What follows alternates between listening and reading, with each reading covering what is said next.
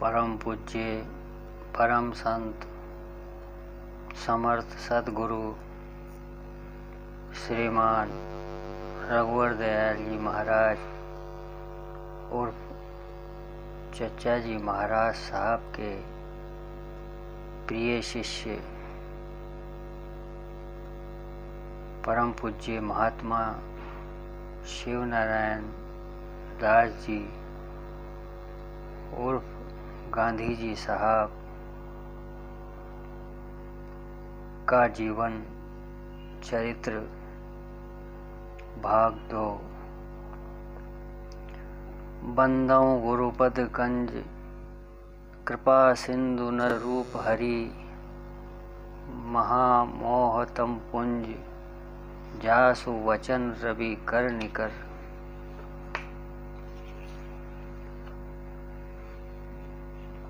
राम रघुवर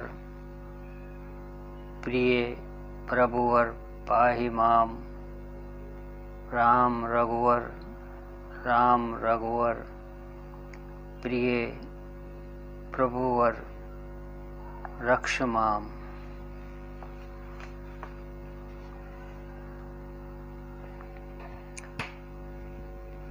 जब आप कॉलेज में काशी में पढ़ाते थे, हर रविवार श्री राम कृष्ण मिशन जाया करते थे। एक बार ऐसा हुआ कि उत्सव का दिन था। स्वामी रामकृष्ण परमहंस देव जी या स्वामी विवेकानंद जी का जन्म दिवस था। उनके एक परम शिष्य लाटू जी महाराज उस समय पधारे थे। उन्हीं के पास थोड़ी दूर आप बैठ गए थे। उन्होंने आपको देखकर अपने एक भक्त से कहा, इन्हें तुम मेरे पास ले आओ और आपसे कहा कि मेरे स्थान पर आया करो। वे स्वयं मठ में नहीं रहते थे। मठ से अलग गंगा जी के किनारे एक बहुत बड़ी कोठी में, जिसे इनके भक्तजनों ने दिया था, रहते थे और कभी कभी उस कोठी से बाहर नहीं निकलते थे। अपना लाल कपड़ा भी बाहर नहीं टांगते थे कि मालूम हो कि वहाँ कोई साधु रहता है। जब उनकी इच्छा होती तो कभी बाबा विश्वनाथ जी के दर्शन करने या कभी संकट मोचन हनुमान जी के दर्शन करने जाते थे। लाटू जी महाराज अपने पूज्य गुरुदेव परमहंस रामकृष्ण देव को बहुत प्यारे लगते थे। घर के सामान उनके चरणों में निवास करते थे। एक कलकत्ते के भक्त जो श्री लाटू जी महाराज को साथ लेकर परमहंस देव जी की सेवा में आते, परमहंस जी ने उनसे श्री लाटू जी महाराज को मांग लिया। तब से निरंतर उनके यहाँ ही रहने लगे। इतना गूढ़ प्रेम था कि कभी अलग नहीं करते। शारदा माता के यहाँ कोई संदेश भेजना होता तो उन्हीं के हाथ भेजते। इस प्रकार इन पुरुषों की छत्र छाया में निवास करता हुआ काशी में जी रहा। वह कहते कि काशी छोड़कर बाहर न जाना। बाबू भगवान दास जी से कहना कि वह तुम्हें स्कूल में स्थान दे देंगे, पढ़ाओ और यहाँ रहो।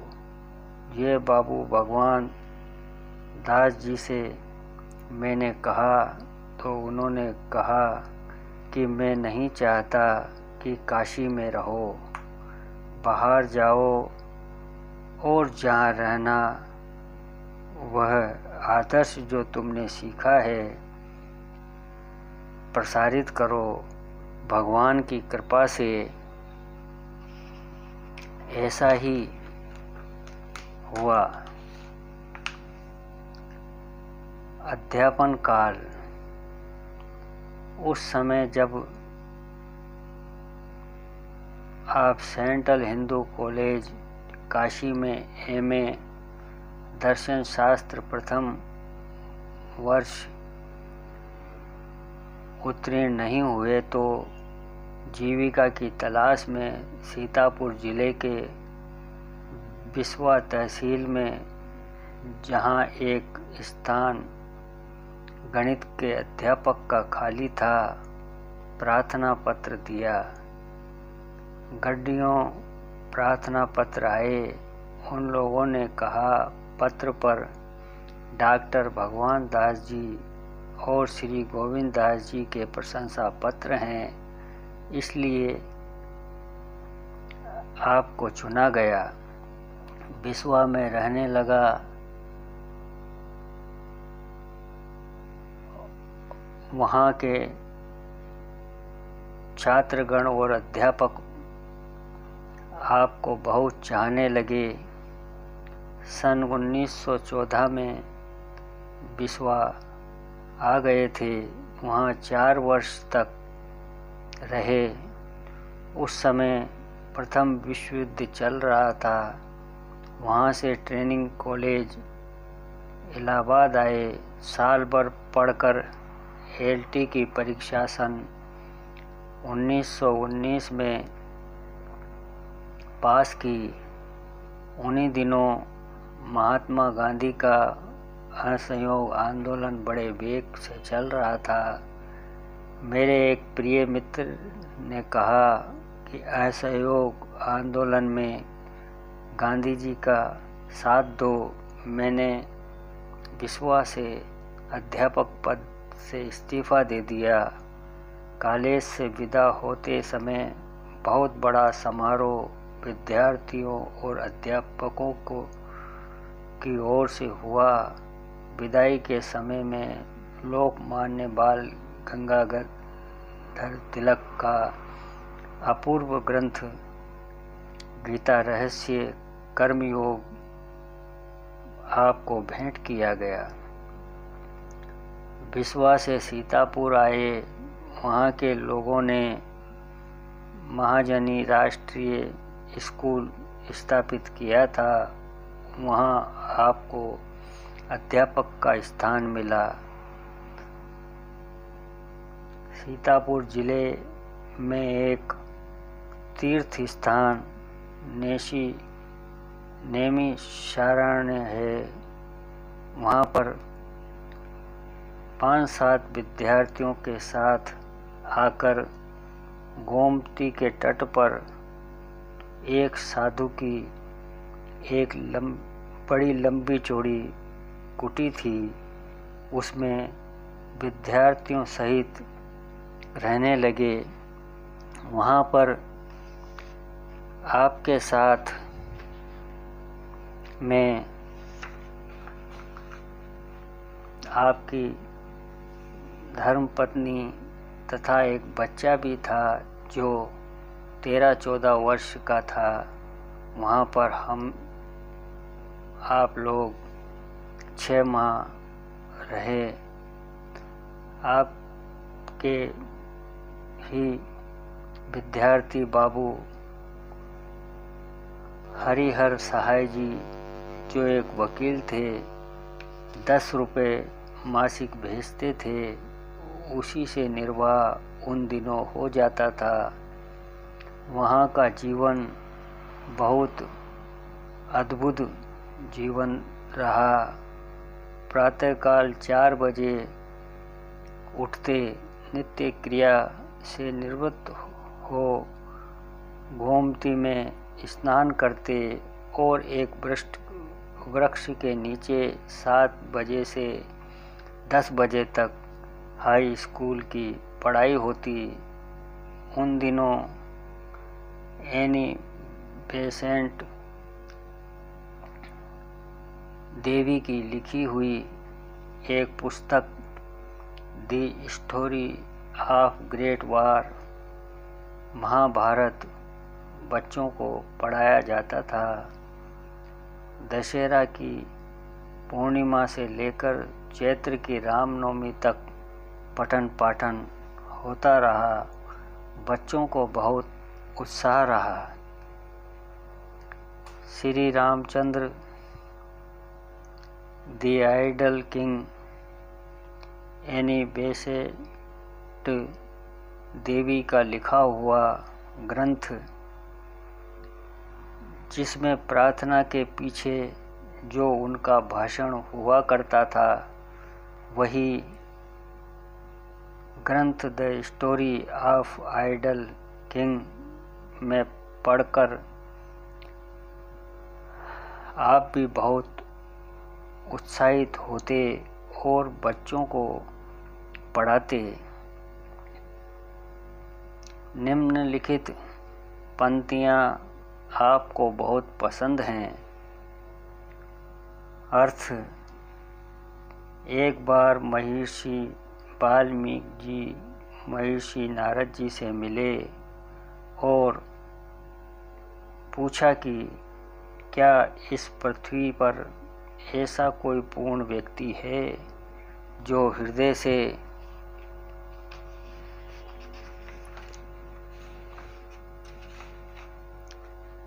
कर्तव्य, कृतज्ञता, सत्य को जानता हो, जिसका कोप शांत हो गया हो या जिसने कोप पर अधिकार कर लिया हो,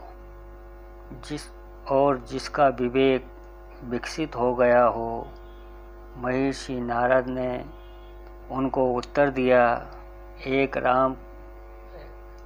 राजकुमार श्री रामचंद्र जी ऐसे हैं जो धैर्यवान,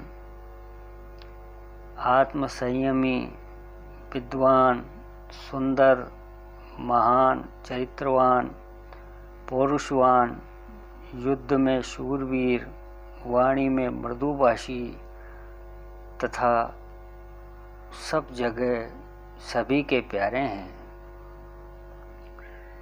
6 मास नैमिषारण्य में पठन पाठन के बाद सीतापुर में पुनः अध्यापन कार्य शुरू किया। यहीं से सन 1921 में श्री रविंद्रनाथ जी के बोलपुर आश्रम गए। उन दिनों रविंद्रनाथ जी यूरोप में थे, परंतु उनके बड़े भाई द्विजेंद्रनाथ जी ने, जिन्हें महात्मा जी बड़ा दादा कहकर पुकारते थे, साथ में बच्चा कालिका को भी लेकर गए थे कि वहीं छोड़ आएं। वहाँ जाने पर देखा कि विजेंद्रनाथ जी और गौर शरीर युक्त ऋषि के समान लंबी कुर्सी पर विराजमान थे। पूछने पर बताया कि सीतापुर से आया हूँ। वहीं पर राष्ट्रीय महाजनी पाठशाला की देखरेख आपको सौंपी गई है। अपने उन विद्यार्थियों के लिए आपका संदेश लेने आया हूँ। श्री द्विजेंद्र नाथ जी ने कहा, मेरे हृदय में निरंतर यही प्रार्थना होती रहती है कि भगवान मेरे देश को एक महापुरुष भेजे जिससे भारत माता के पैर में जो श्रृंखला पड़ी है वह टूट जाए। भगवान ने वह प्रार्थना सुन ली है। गांधी जी मेरे देश में प्रकट हो गए। अब मुझे पूरा विश्वास है कि मेरा देश शीघ्र स्वतंत्र होगा और विश्व को अपना संदेश प्रसारित करेगा। दिग्बल क्षत्रिय बलम ब्रह्म तेज बलम बलम, अर्थात महात्मा गांधी जी में ये ब्रह्म तेज उदय हुआ है। शताब्दियों की गुलामी मिट जाएगी। मेरे सुख से धर्मरथ की एक चौपाई निकली। रावण रथी विरथ रघुबीरा, देख विभीषण भयो अधीरा। रावण को रथ के साथ तथा भगवान राम को बिना रथ के देख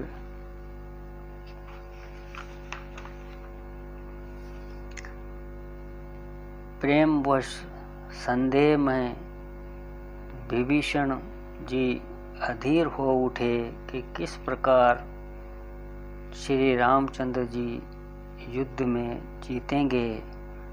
वहाँ भगवान ने समझाया, सुनऊ सखा कह कृपा निधाना, जय जय होई स्मंदन आना। सोरज धीरज त्यहि रथ चाका, सत्यशील दृढ़ ध्वजा पताका। इतना मुंह से निकलना कि नहीं, पूज्यपाद द्विजेंद्र नाथ जी प्रेम से उछल पड़े।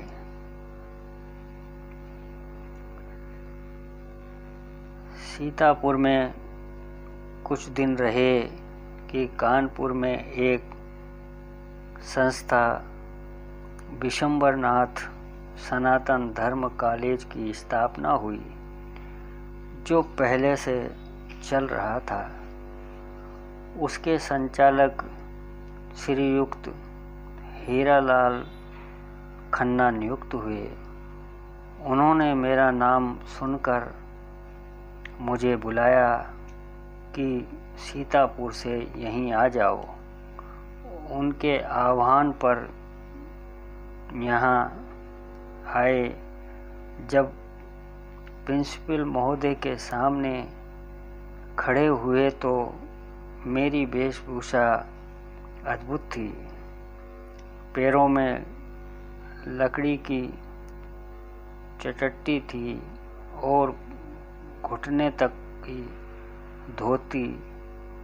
उन्होंने इसकी ओर कोई ध्यान नहीं दिया। आपने प्रिंसिपल साहब से कहा कि मेरे विषय में इंस्पेक्टर साहब ने मुझे अवांछनीय पुरुष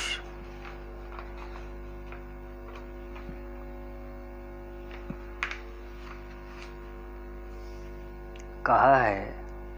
उन्होंने उत्तर दिया कि जब डॉक्टर भगवान दास जी व श्री गोविंद दास जी ने आपके विषय में सुंदर वचन लिखे हैं,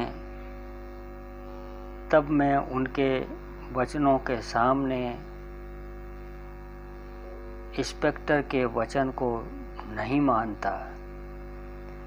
उसी दिन प्रार्थना पत्र देने को कहा और दूसरे दिन मुझे तार मिला कि इस कॉलेज के अध्यापक नियुक्त हो गए, तुरंत चले आओ। सब सज्जनों का मान पाता रहा। कई वर्ष के बाद सन 1927 से 1955 तक का वहाँ अध्यापक बना रहा। रिटायर्ड होने के बाद भी स्कूल में सेवा करता रहा। 30 साल बाद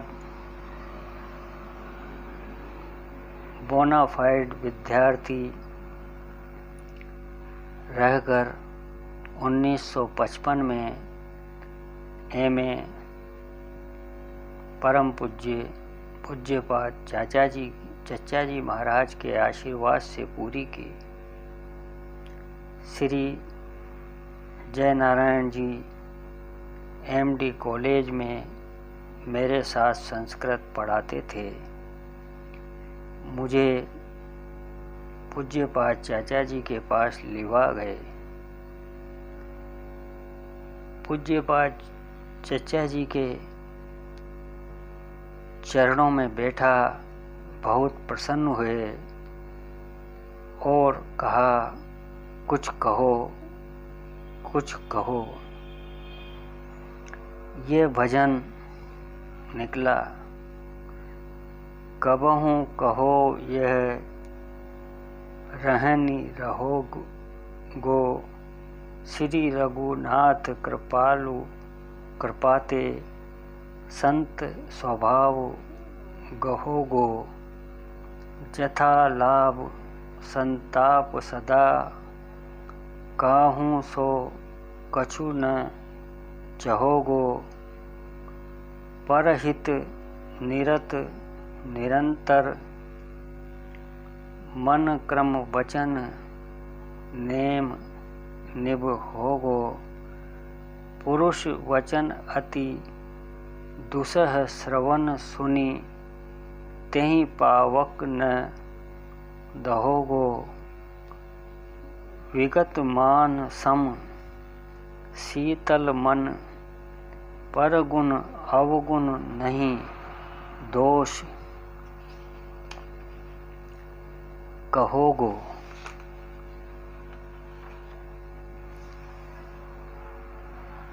परिहरि देह जनित चिंता, दुख सुख सम बुद्धि सहोगो, तुलसीदास प्रभु यही पथ रही, अविचल हरि भगति लहोगो। ये सुनने के बाद पूज्यपाद चचा जी महाराज ने आशीर्वाद दिया और पास बिठाकर कहा, रोज 15 मिनट को आ जाया करो। तब से उनके चरणों में जाने लगा। जब उनके पास बैठा मेरा हृदय बहुत शांत और सुखी रहता और जब वहाँ से चलता तो मन में अनेकों संशय उदय होने लगे जाते। तब एक बार 15 दिन तक नहीं गया। तब पूज्यपाद चचा जी महाराज ने ऐसा प्रेम का आह्वान किया कि विवश होकर उनके चरण कमलों में जाना पड़ा।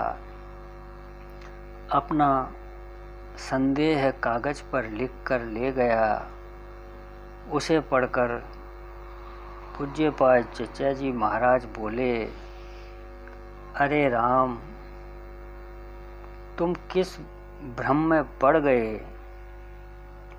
हमारे गुरु महाराज कहते हैं कि राम नाम एक है, सबकी रहन सहन अलग अलग है। अपनी रहन सहन न छोड़ो, मेरे पास तो अध्यात्म विद्या सीखने आए हो, सो सीखो और आते रहो।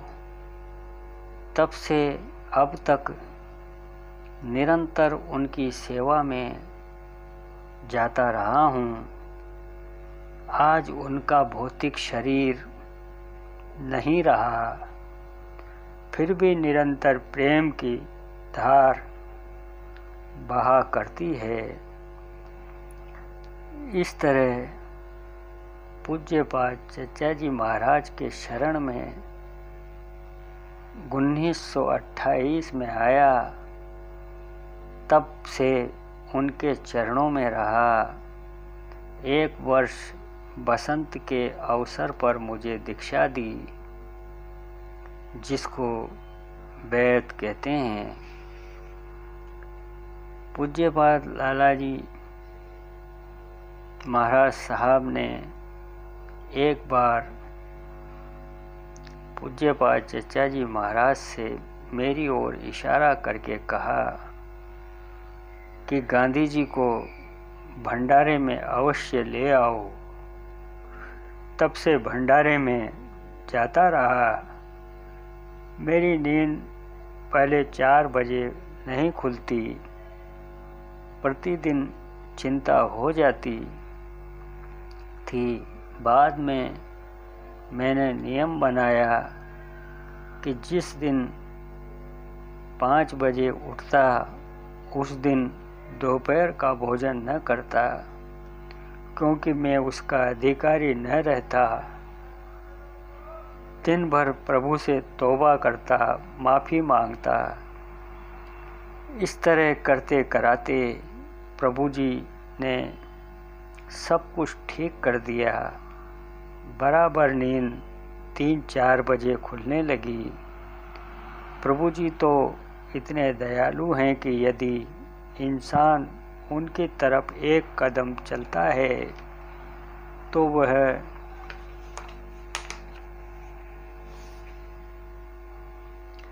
100 कदम दौड़ कर आते हैं। ये प्रार्थना परमपिता परमेश्वर से हमेशा करते रहें। मालिक तेरी रजा रहे और तू ही तू रहे, बाकी न मैं रहूं न मेरी आरजू रहे। राजी रहूं उसी में जिसमें तेरी रजा रहे।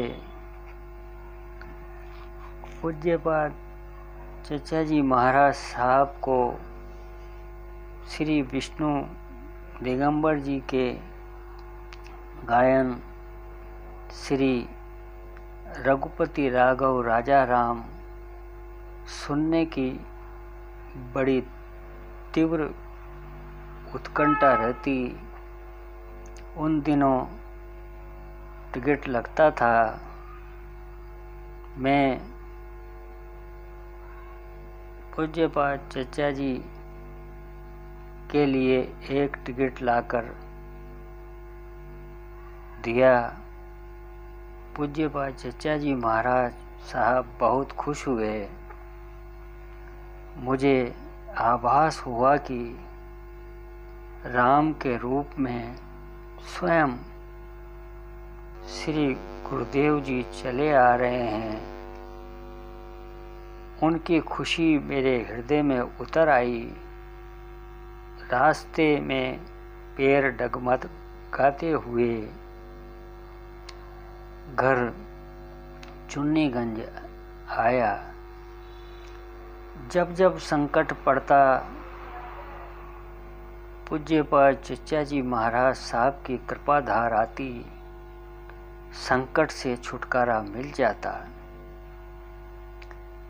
जब द्रवही दीन दयाल राघव साधु संगत पाइयो, जेहि दरस परस सम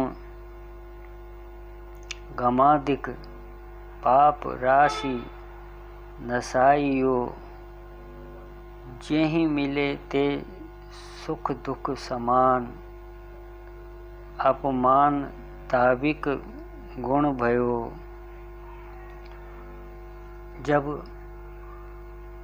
रामकृष्ण परमहंस देव जी के उत्सव का दिन आया और पूज्यपाद चचा जी महाराज जी से आज्ञा मांगने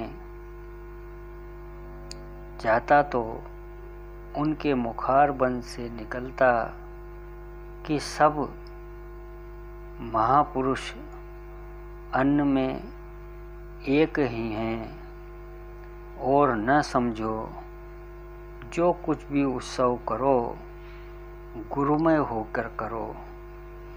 जब कहीं बाहर जाना होता पूज्यपाद चचा जी महाराज साहब की आज्ञा मांगने जाता तो जिस काम को जाता कार्य सफल होता और प्रसन्नता होती। जब बिना पूछे जाना होता तो दुख होता, संदेह बना रहता।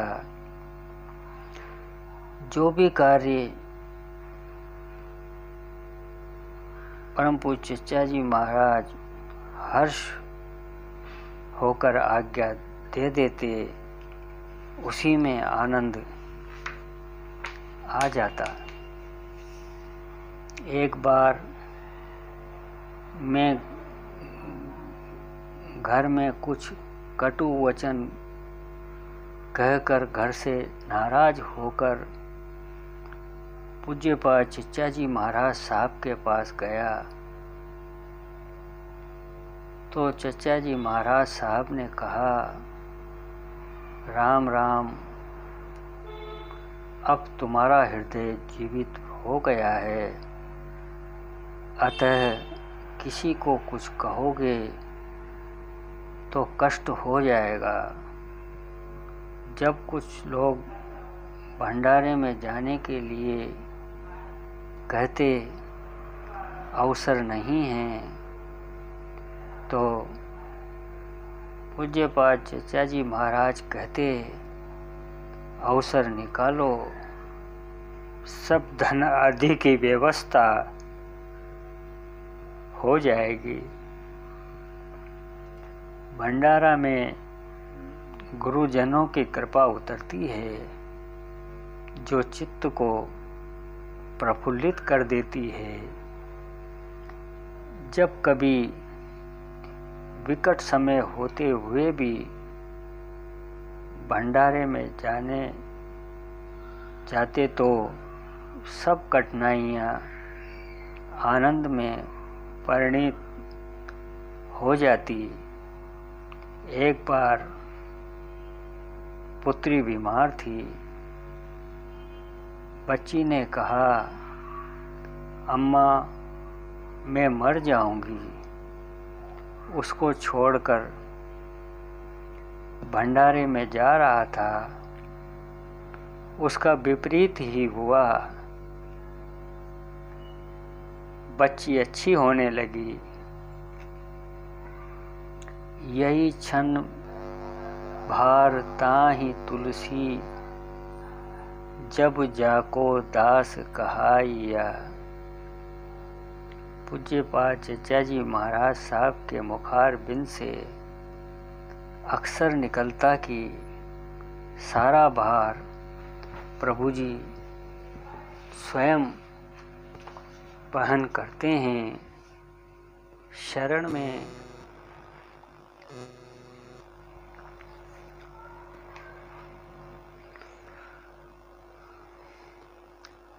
आने की लाज प्रभु जी रखते हैं। जब कभी घर जाने के लिए पूज्यपाद चचा जी महाराज से आज्ञा मांगता, कठिन राह भी सरल हो जाती, रेल आदि में जगह मिल जाती। आज्ञा मांगना ही कल्याणकारी था। इसमें भूल करना इसमें भूल करना विपत्तियों को ढेर बुला लेना है।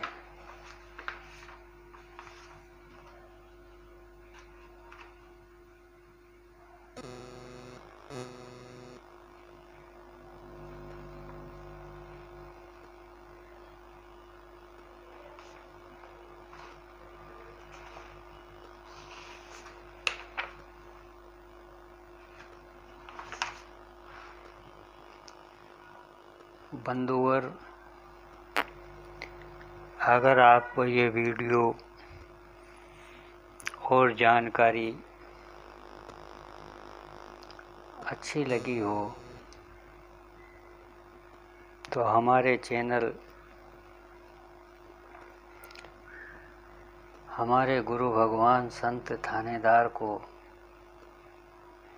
लाइक और सब्सक्राइब